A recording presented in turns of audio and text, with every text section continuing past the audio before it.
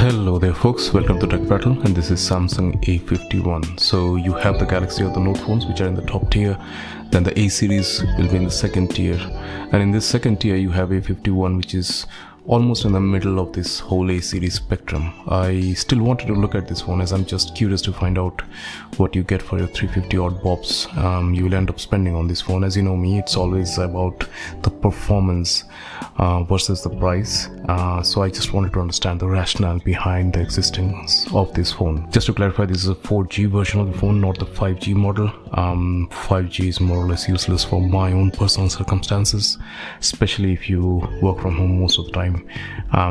But that's a different discussion altogether. I would like to avoid going on a different tangent in this video. Let me know in the comments though if you would like to hear my rant. Anyway, I can make it Christmassy, I promise. So in this video I'll be focusing on certain standout features of the phone for me, again for the price.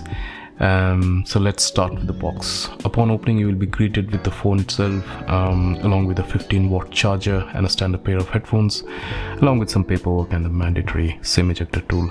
The phone is big, with a huge 6.5 inches of screen dominating the front, and it's much bigger than my 6-inch Pixel phone, you know, which has a 6-inch screen as well. The build is all plastic at the back, and that includes the phone's frame or the chassis as well.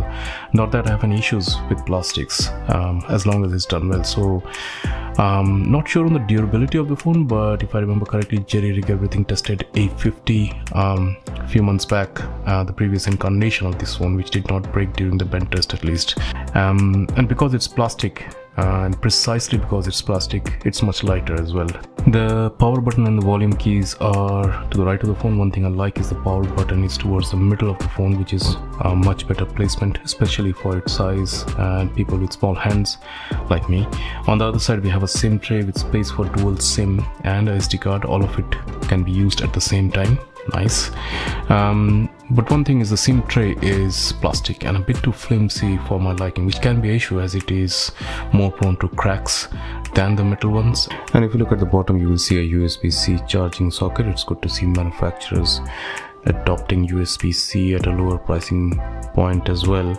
And on one side it has a speaker grill, and you have a headphone socket as well, so you can still use your wired headset with it, which is a big bonus in my view. Okay, so let's get into the phone itself. This one has an in-display fingerprint scanner, an optical one to be precise, as opposed to the ultrasonic ones in the higher end phones. And it's fast enough for an in-display scanner, and in my testing generally I find the optical ones are a bit faster than the ultrasonic ones anyway. The screen is OLED with a resolution of 1080 by 2400 pixels, which is quite good for the price. It's nice and vivid screen, so that's a positive right there. It's big with symmetrical and thin bezels around it. The bezel on the bottom is just a tad bit thicker than the other ones, but at least the bezels are thicker at the right place for me. Overall, it's quite good, no complaints there. It's protected by Gorilla Glass 3, so if you ask me, it's enough, not a massive difference for me. Software wise, not much to see here. If you're familiar with One UI, standard stuff, so won't go into that much detail here. A few things to note though is it is still running Android 10 with One UI 2.5, whereas the S20 has had Android 11 for the last month or so with One UI 3.0. So the updates are a bit late coming to this phone, but again, that's to be expected. The good thing is the last security updates was fairly recent. So the last one was applied on October 2020 compared to a Samsung S20, which is December 2020. So hopefully it's on the way. I can't stress enough though how important it is to have regular software updates for your phone, unless you're paying for a separate security software, but even that can be partially limited by the OS. So software updates, or rather regular software updates, should be up there in the list of your priorities when you're looking for a phone. Camera wise, the gist here is what you would expect. The camera is not good compared to the flagship phones obviously, but the camera unit, that is the sensor and the lenses, are fine for the price, and a couple of years back might have been flagship but are obviously considered mid-tier now. But I believe it's also held back to some extent by the lack of the processing power and maybe the associated software as well. As I show you some sample shots I have taken with this phone, I can't shake the feeling that the camera could be much better if it got the same software love as say S20 would, but then again it's obvious why. If you look at this picture of the front of my PC compared to the shot from the Pixel, but with night mode turned off, I won't blame you if you like the picture from A51 more. Where the difference shows is this night shot. You see the difference is 80% software here in my view, and maybe 20% the sensor. I also have some video samples here. There is some focus hunting going on from time to time, but overall the video quality is decent enough for the price. If your percentage of very dark or night shots is less than 10% overall of all the photos you take, note I'm not counting the dimly lit shots in this, then it's a good camera for the price. And if it's more than that, then I'll be quite curious to know what dark forces compel you to do that, assuming if it's part of your profession you would probably not be using a phone anyway. Performance wise, the phone runs on Exynos 9611, a good mid-tier chipset, but you know, it's no Snapdragon, but it's more than enough to run your phone. You might see some very mild stutters sometimes here and there, but it's very rare.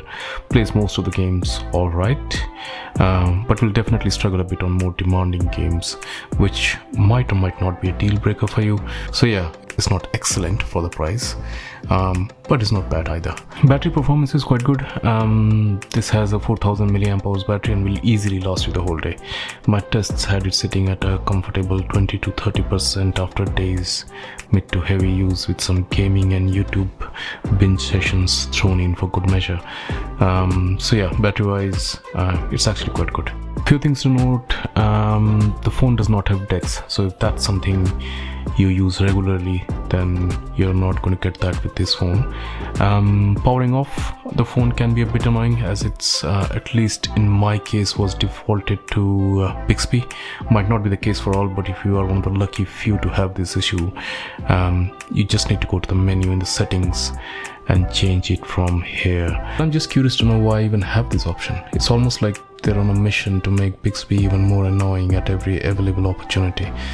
It's not a biggie though, once you know what to do, but it's annoying all the same. So in conclusion, we'll find the Samsung A51 has most of the features you will get in other top tier A series phones, with some compromises like the camera's lack of nighttime capabilities, but at the same time it's cheaper. It's for you to judge if the price is low enough for you to justify the compromises you have to make with this phone, but overall it's a good phone for the price, and I realize there are alternatives out there. Me personally, if I was looking for a phone at this price range, I'll probably skip it, as camera quality is the most important thing. So I would like to buy a phone where I can get the best camera for the price. But if you rate the SD card, the screen size, the dual SIM capability, and the in-display fingerprint scanner higher, then it's not a bad shout. And right, with that I will end the video right here. Appreciate your patience if you made it so far, and also can I ask you to hit the like button if you did like the video, dislike if not, and subscribe, and I will see you in the next video. Cheers.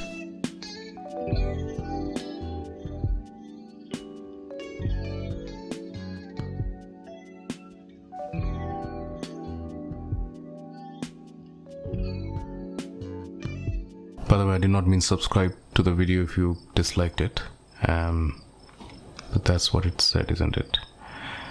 Oh well.